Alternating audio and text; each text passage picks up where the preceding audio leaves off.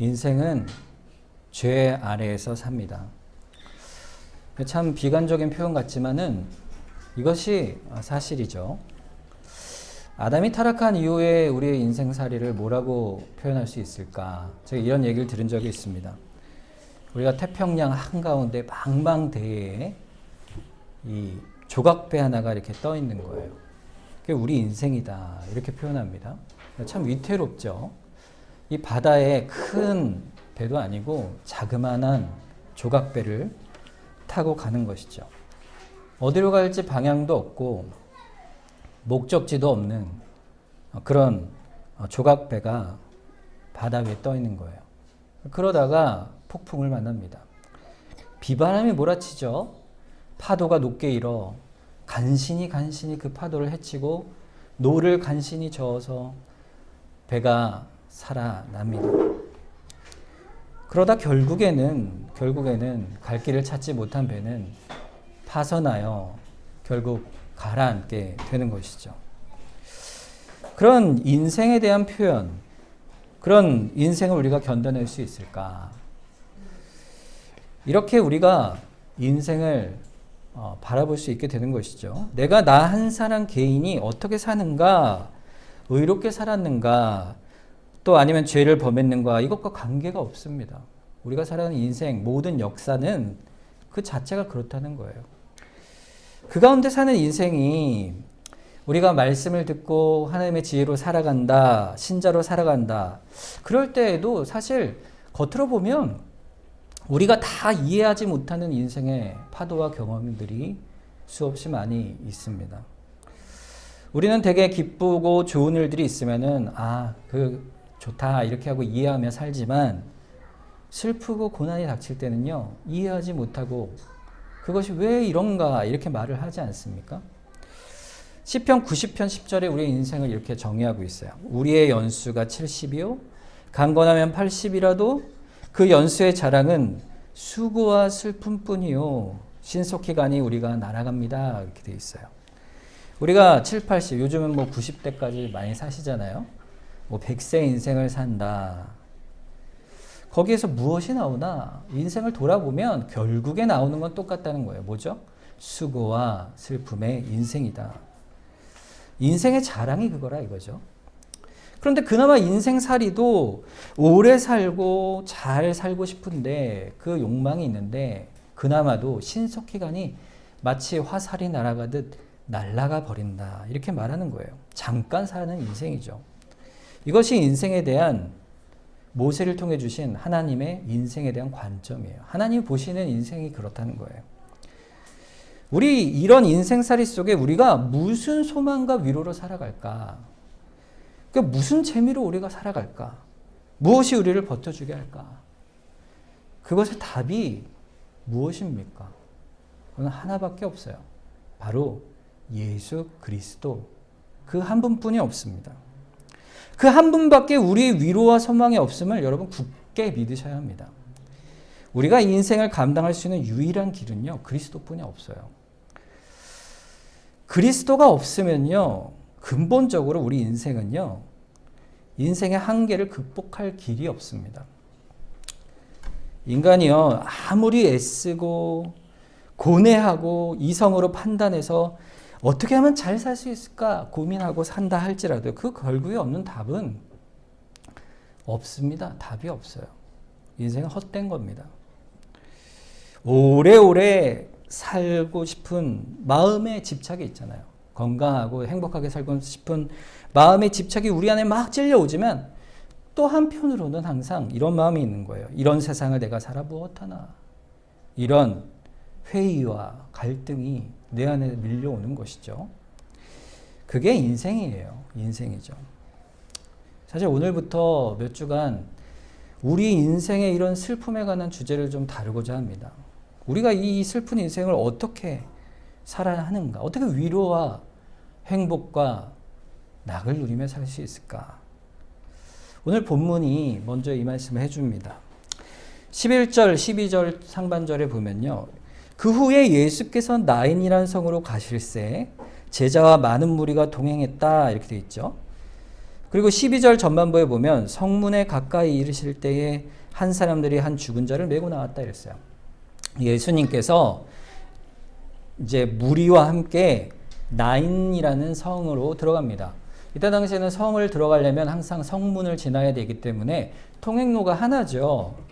뭐 동서남북으로 문이 있을 수 있지만 대부분 지나가는 문이 있습니다. 그러면 예수님께서 제자들과 그 성으로 들어가실 그 순간에 반대편에서 마주보고 나오는 또 다른 무리가 있어요. 그 무리가 어떤 무리죠? 바로 죽은 자를 메고 나오는 장례의 무리입니다. 이 두 무리가 마주치고 있어요. 이 나인성으로 예수님이 들어가실 때 다른 사람들이 꽤 많이 있었습니다. 제자들도 있었고 무리들도 있었다 그랬는데 이 무리들이요 예수님을 따라다니는 이유가 뭘까요? 많은 이유가 각자의 이유가 있겠죠. 그러나 그들의 일을 한 가지로 정해서 딱 보면은 분명한 것이 하나 있습니다. 그것은 예수님을 따라가면 뭔가 그들에게 삶의 유익이 있다는 것을 그들이 바랬기 때문에 그렇습니다. 그 따를 때 기쁨이 있는 거예요. 뭐죠? 병자들은 고침을 받죠. 또 귀신 걸린 자들, 귀신 들린 자들을 귀신을 내쫓으세요. 그뿐 아니라 그분이 가르침의 말씀을 들으면 다른 자들과 다른 권위 있는 자와 같은 말씀을 듣는 거죠. 놀라운 말씀을 듣는 거예요. 그 말씀을 들으면 심령이 변화되는 거예요. 예수님을 그래서 많은 사람들이 예수님을 따라다녔어요. 그 무리는 어땠을까요? 분위기가 기쁨이 있고 소망이 있고 생기가 있는 그런 행렬이었습니다. 그들이 예수님을 따라 나인성으로 들어가는 거예요. 어떤 행렬입니까? 은혜의 행렬이죠. 예수님과 함께 가는 인생은요, 소망이 있는 거예요. 자, 그런데 마주보고 성문을 나오는 다른 무리는 어떻습니까? 장례 행렬이죠. 여러분, 장례가 슬프지 않은 장례가 어디 있겠어요? 슬프지 않은 장례가 없죠.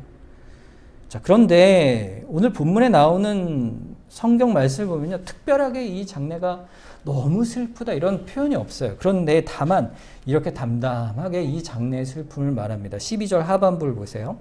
이는 한 어머니의 독자요 그의 어머니는 과부라 그 성의 많은 사람도 그와 함께 나온다 그랬어요.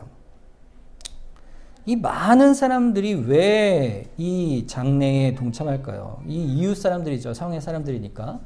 이웃 사람들이 형편을 다 아는 거예요. 뭐예요?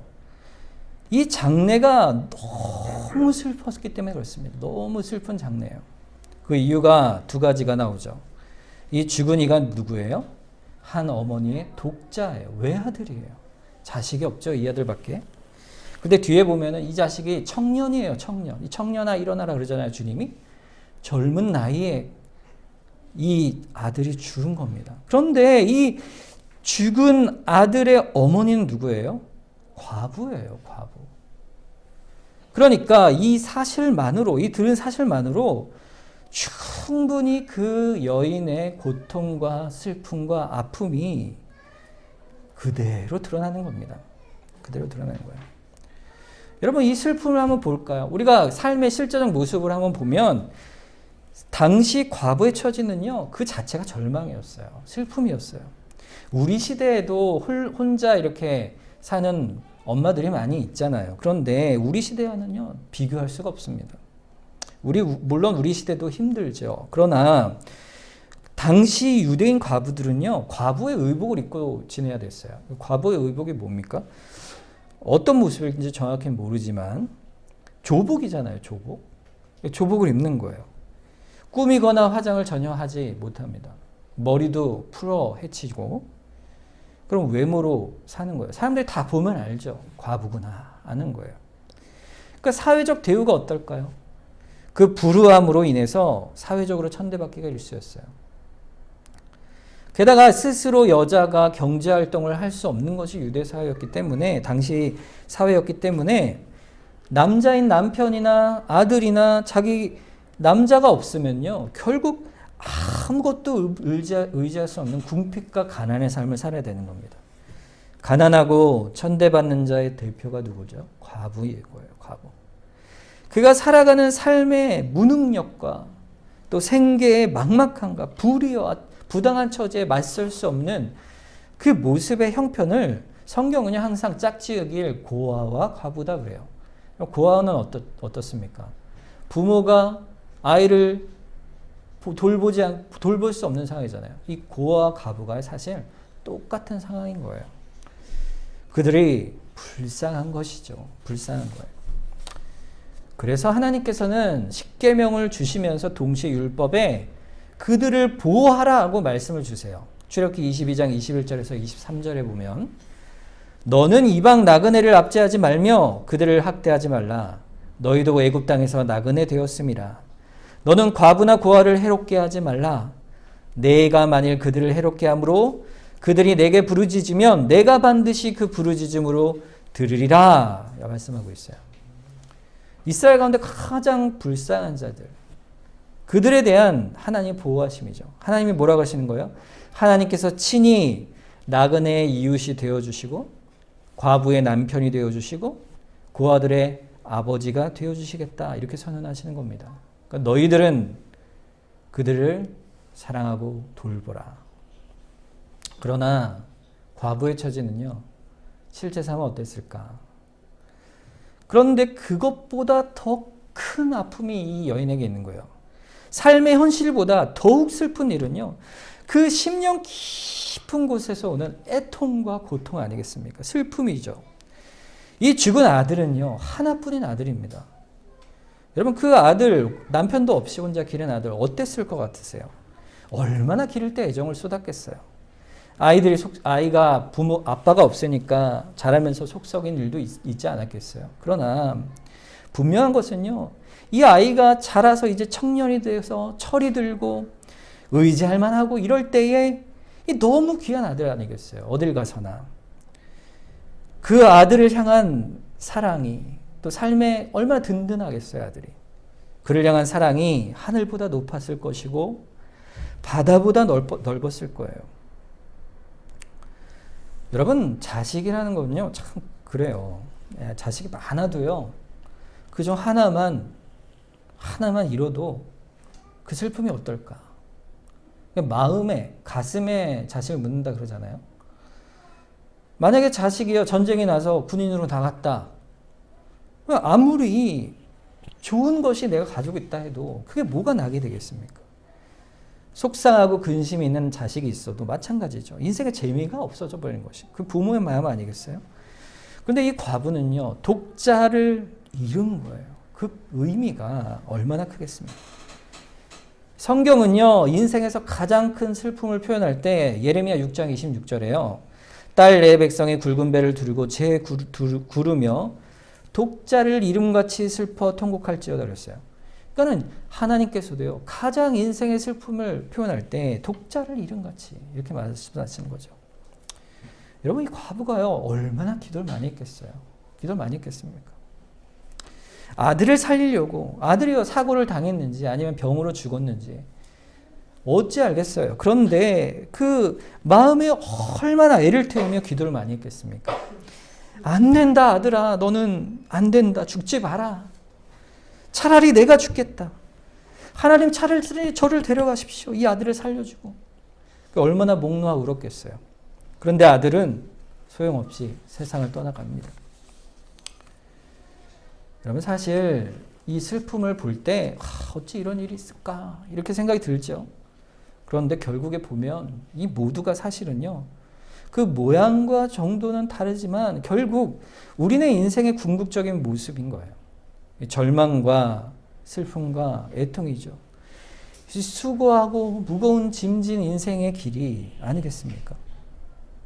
우리 인생은 사실 결국에 죄로 인한 죽음의 인생을 못 벗어나기 때문에 우리 인생은 참으로 비참한 거예요. 비참한 거예요. 여러분, 그런데요, 신자에게 있어서요, 장래는 딱 한 가지 이유 때문에 그 비참함을 극복하고 소망과 위로와 자랑도 생기는 겁니다. 그게 무엇 때문이겠어요? 예수 그리스도 때문입니다. 예수 그리스도 때문에. 예수님의 은혜를 떼어놓고 나면 죽음을 피할 수 없고 그 모든 운명 앞에 비참할 수밖에 없는데 주님께서 내게로 오라. 내가 너를 쉬게 하리라. 거기에 소망이 있는 것이죠. 여러분, 죽음이라는 건요, 나이에 관계없이 순서가 없이 무정하게 오는 것이 죽음이에요. 그런데 더 가슴 아픈 게 뭐냐면요, 이 죽음은요, 죽음을 당한 사람의 상황과 형편을 전혀 배려하지 않습니다. 절대로 이렇게 되면 안 돼요. 이 사람은 이렇게 죽으면 안 돼요. 하나님, 이 사람은 절대 그럴 수 없어요. 그렇게 너무 딱한 혹은 너무 귀한 사람이 있다 해도요, 죽음은 찾아오는 겁니다. 그런데 반면 악인, 저러자는 빨리 데려가셔야 되는데 이런 사람은 병도 없이 건강하게 장수하다 떵떵거리며 사는 것이죠. 그러니 하나님 앞에 의인은 고난 속에 살다 죽고 또 악인은 떵떵거리고 사는 그 죽음 앞에 배려가 어디 있습니까? 배려가 없는 것이죠. 죽음뿐이겠습니까? 환난과 고통도 마찬가지예요. 우리에게 닥치는 것이 그것이 그런 것입니다. 그러니 우리의 마음에 의문이 들지 않겠습니까? 하나님, 도대체 이 절망을 보고 계십니까? 하나님, 얼마나 이것을 내버려 두십니까? 얼마나 많이 울었겠어요? 얼마나 답을 못 찾고 힘들어했을까? 그런데 예수님이 바로 거기에 계시는 거예요. 그를 바라보고 계십니다. 13절 보세요, 본문에. 주께서 과부를 보시고 이렇게 되어 있어요. 하나님은요, 그런데 우리를 다 보고 계세요. 다 보고 계세요. 여러분, 우리가 겪는 어떤 슬픔이 있잖아요. 아픔이 있잖아요. 그것이 어떤 일이든 하나님은요, 세밀하게 다 보고 계세요.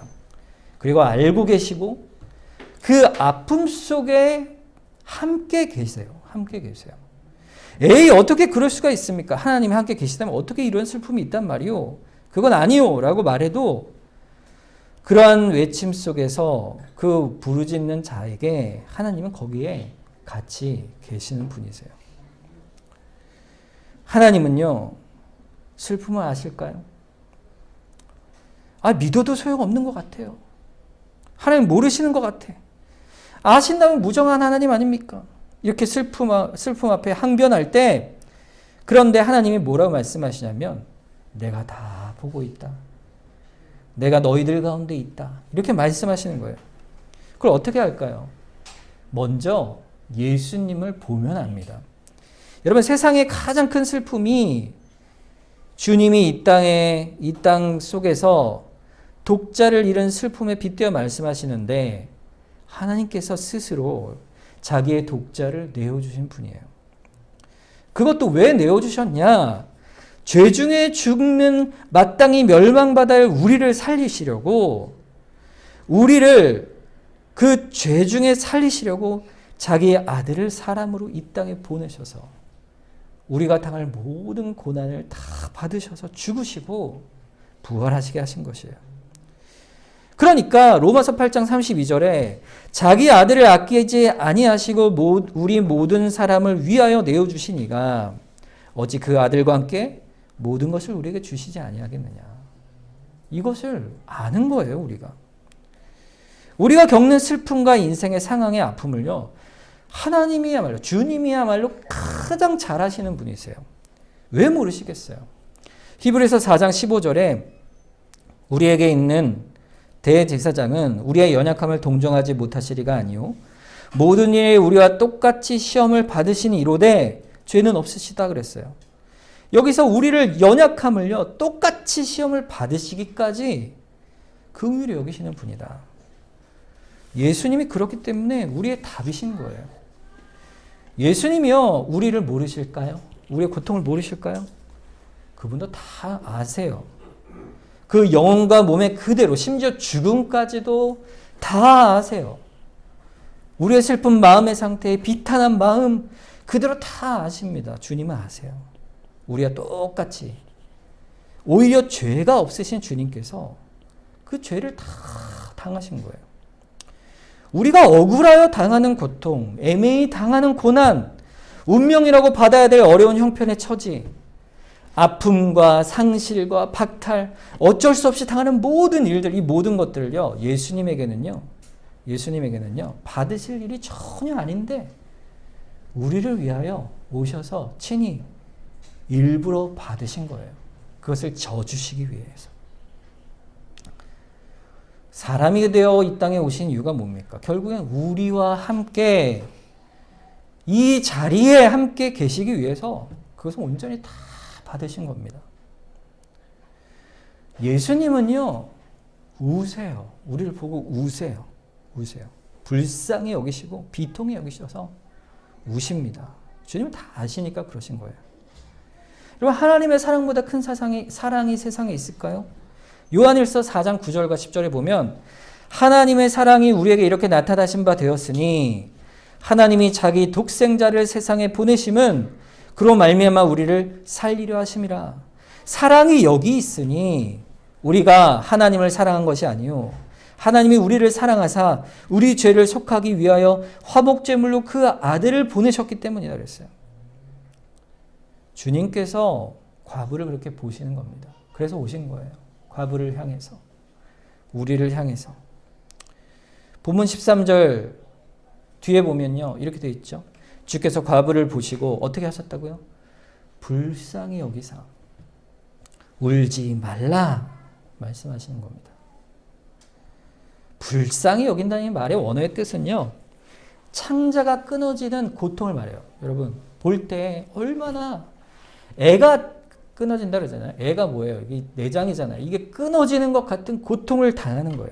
그 마음의 뜨거운 애정으로 우리를 불쌍히 여기시되 그 밀도가 너무 강해서 마치 과부가 외아들의 죽음을 보는 것처럼 주님은 더 큰 사랑으로 바라보시는 거예요. 그리고 뭐라 그러세요? 울지 말라 이렇게 말씀하세요. 여러분이 만약 이 나인성에 사는 사람이었다면, 이 장례에 동참했다면 그 과부를 뭐라고 위로하시겠어요? 우리가 사람의 죽음 앞에 위로할 수 있는 말이 뭘까? 슬픔 앞에 그냥 같이 있어요. 울어 죽는 것밖에 없죠. 그 앞에 얼마나 힘드시겠어요? 이렇게밖에 말할 수 없죠. 그 앞에다가 아유 그만 울어 이렇게 말할 수 있습니까? 우리는 그럴 수가 없어요. 그런데 예수님께서는요, 울지 말라 하시는 권세가 있는 분이세요. 오직 한 분만이 이런 말을 할 수가 있습니다. 그건 누굴까요? 예수 그리스도세요. 우리의 생명이시고 우리의 참된 소망이시고 위로이시고 부활이시고 우리 모든 형편을 다 일일이 아시는 대제사장이신 그분이시기에 울지 말라 하시는 거예요. 이 울지 말라는 말씀에 무슨 의미가 있냐면 내가 너와 함께 있으니 이렇게 말씀하십니다. 내가 너와 함께 있으니. 그러니 그 안에 있는 말은 소망 없는 자같이 지나치게 울지 말아라. 울 수 있죠. 그러나 소망 없는 자처럼 지나치게 울지 말아라. 왜냐하면 내가 너희와 함께 한다. 그래도 너희가 생명을 얻고 살 수 있다. 이 최종적 소망의 끈을 놓지 말라. 주님 안에서 결코 절망과 비관은 없다는 것을 말씀하시는 겁니다. 사람은 약해서요, 사실 모든 아주 슬픈 비관이 오고요, 말할 수 없는 스트레스와 우울이 오면요, 스스로 인생을 버리고 싶은 마음도 생기는 거예요. 이게 사람의 연약함이죠. 그러나 주님은요, 우리에게 말씀하시는 거예요. 너는 내가 함께 있다. 그러니 견고하라. 담대하라. 일어서라. 오늘 보면 14절 15절 보세요. 가까이 가서 그 관에 손을 대시니 맨 자들이 서는지라. 예수께서 이르시되 청년아 내가 네게 말하노니 일어나라 하시니 죽었던 자가 일어나 앉고 말도 하거늘 예수께서 그의 어머니에게 주셨다 그랬어요. 살아납니다. 제가 당한 이 슬픔 속에는 변함이 없죠. 우리가 당한 슬픔에 변함이 없어요. 주님이 무슨 소망이 되신단 말입니까? 왜요? 어째서요? 저는 그 위로를 받길 거절합니다. 그렇지만 하나님을 바라볼 때 하나님 제게 위로가 있나요? 하나님 제게 주실 위로는 무엇이죠? 하라고 하나님께 위로를 구하면 오늘 말씀처럼 위로를 주시는 거예요. 일어나라. 그 어머니에게 그 아들을 주신 것처럼 은혜를 주시는 겁니다. 여러분, 죽음 앞에 참된 위로가 뭘까요? 생명이죠. 그 생명을 주시는 유일한 분의 소망이 누구에게 있습니까? 주님께 있어요. 여러분, 즉각적인 부활도 없고 즉각적인 회복이 지금 안 보일 수 있어요. 건강이든 아니면 우리의 만족이든 우리가 잃어버린 것이든 여러 인간의 관계 문제든 우리의 고통이 즉시 해결되지 않을 수 있습니다. 그러나 그 고통이 여러분의 인생을 마지막 정점을 찍듯 앞날을 쳐다보지 못하게 할 만한 일이 결코 아니라는 사실을 오늘 말씀하시는 거예요. 왜 그럴까요? 주님이 우리를 보시고 지켜주시고 위로를 구하는 자에게 위로의 손길을 내려주시기 때문에 그렇습니다. 결핍과 박탈로 인한 빈자리를 채울 길이 없는 것 같지만 그래도 살아갈 힘을 그때그때 주시는 거예요. 급격히 상황이 바뀌지 않아도, 좋아지지 않아도. 그럼에도 불구하고 우리의 소망이 되시는 것은요, 산자의 하나님이신 거예요. 살아있는 하나님. 여러분, 그 지선아 사랑해라는 책을 쓴 이지선 씨 아시는지 모르겠어요. 그 매스컴에도 요즘 최근에 제가 또 다시 보니까 뉴스에 나오시더라고요.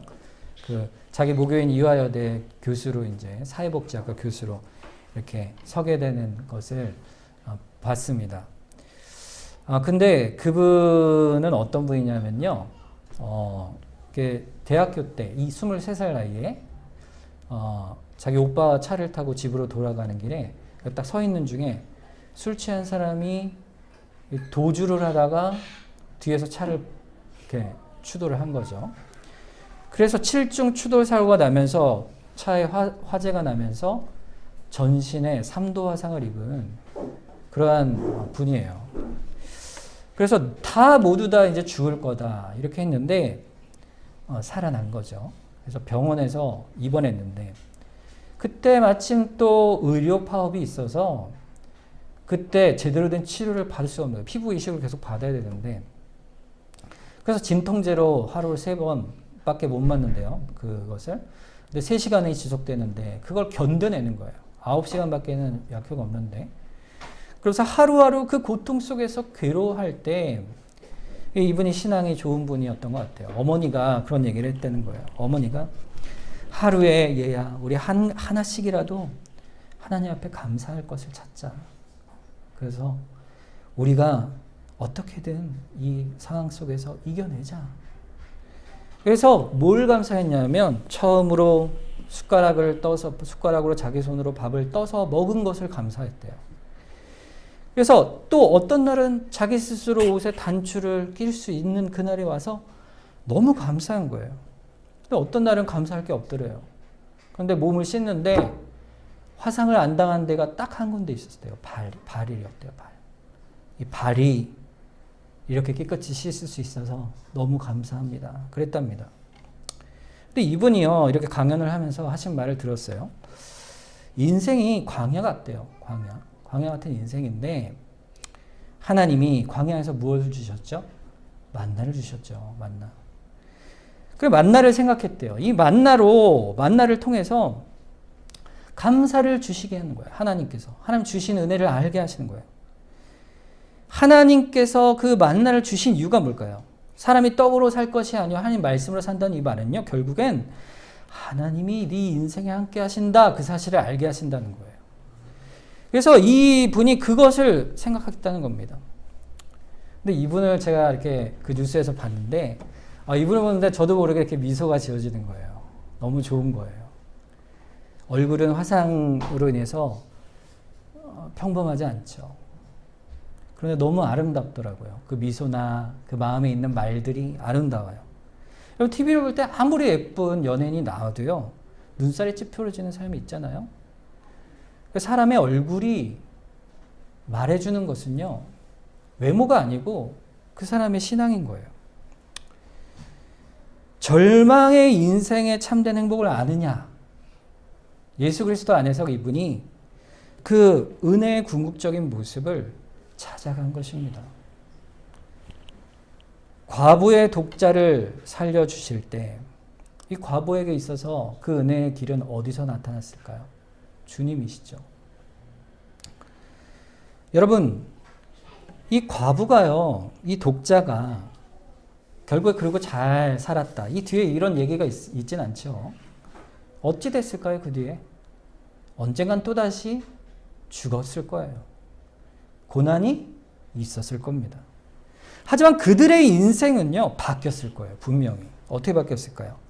주님으로 인해서 분명히 완전히 그 삶이 변화됐을 거예요. 슬픔과 절망의 인생이 예수 그리스도 안에서 소망과 위로와 행복으로. 상황이 바뀌지 않았는데 우리의 대제사장이신 예수 그리스도, 부활이요 생명이요 우리의 소망이신 그리스도, 그 유일한 소망이 우리에게 있는 거예요. 그래서 우리가 기도하는 거예요. 어떻게 기도합니까? 기도는 항상 이렇게 나아가는 거예요. 하나님, 우리의 슬픔과 환경이 바뀌게 해주세요. 이렇게 기도하죠. 하지만 하나님, 우리가 주님을 보게 해주세요. 주님의 믿음 안에서 우리의 놓인 현실과 상황이 새롭게 보이게 해주세요. 견딜 만한 영적인 담력을 주시고 하나님 안에서 기뻐하면서 박탈과 결핍과 슬픔과 아픔을 이기게 해주세요. 이게 우리의 기도의 제목이 되는 겁니다. 이것을 가장 잘 아는 사람이 누구였을까요? 사도 바울이 아닌가 합니다. 고린도후서 12장 9절 10절에 나에게 이르시기를 내 은혜가 내게 족하도다. 이는 내 능력이 약한 데서 온전하여짐이라 하신지라. 그러므로 도리어 크게 기뻐함으로 나의 여러 약한 것들에 대하여 자랑하노니 이는 그리스도의 능력이 내게 머물게 하려 함이라. 그러므로 내가 그리스도를 위하여 약한 것들과 능욕과 궁핍과 박해와 공고를 기뻐하노니 이는 내가 약한 그때의 강함이라 그랬어요. 사도 바울만큼 이걸 잘하는 사람이 어디 있을까 이런 생각이 듭니다. 여러분, 예수를 알면요, 세상을 보는 눈이 바뀝니다. 해석이 바뀌어요. 그게 바로 신자입니다. 물론 때로는 세상과 똑같은 시선에 고통하죠. 하지만 다시금 바뀌는 거예요. 어떻게 해요? 바울은요, 전혀 다른 곳에서 행복의 의미를 찾아요. 약할 때 오히려 그리스도께서 나에게 강해지시니 내게 그것이 기쁨입니다. 예수 안에 있는 자의 참된 행복이 뭐냐? 참된 위로가 뭐냐? 그리스도죠, 그리스도.